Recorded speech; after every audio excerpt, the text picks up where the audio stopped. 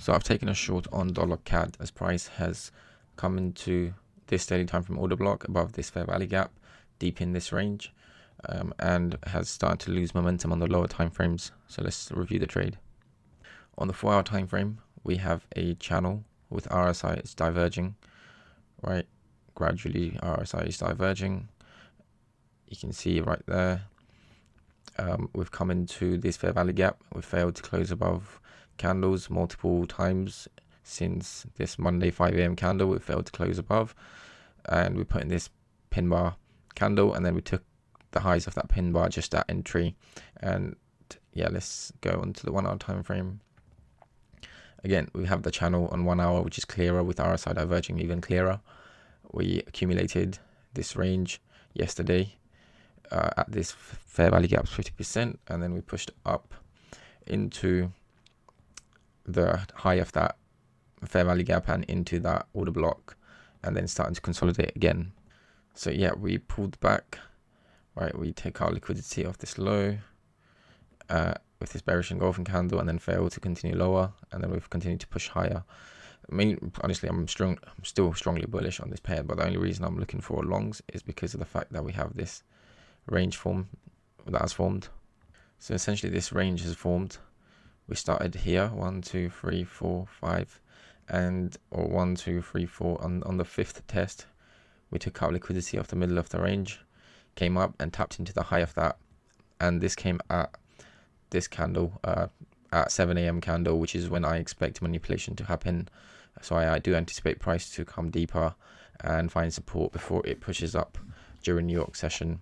And because this range, and it took out liquidity off the middle of that range and tapped into the high, it gave me reason for entry.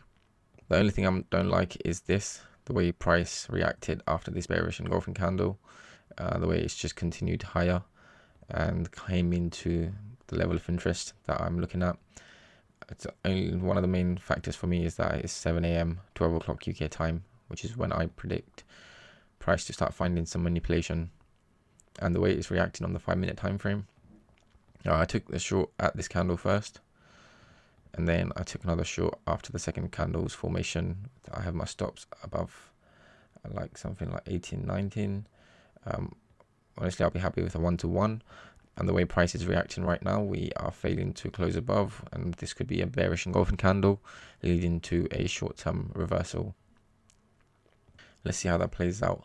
Ideally, if this is a bearish engulfing candle on the 15-minute, I'll be very pleased with my prediction. But until that is confirmed, the lower time frame has given me some confirmation, but I want to see more. So this is how the market played out. After I entered, we started to consolidate. This was around 7 o'clock, right, New York time. I entered around between 7 and 8. However, what I didn't notice was we had CPI news for CAD coming out in about an hour and a half. So I entered around 12:15, around that time, and we had news at 1:30 CPI. Had I known that this is not a trade, I would have entered, because I would have waited for CPI to come out. Just error on my side is because we formed that channel on the 240, right? We had that channel on the 240 forming at a key point of interest. This is everything was lining up, and we instead of the daily time frame order block, we go into the weekly order block. That's an order block on the weekly time frame, weekly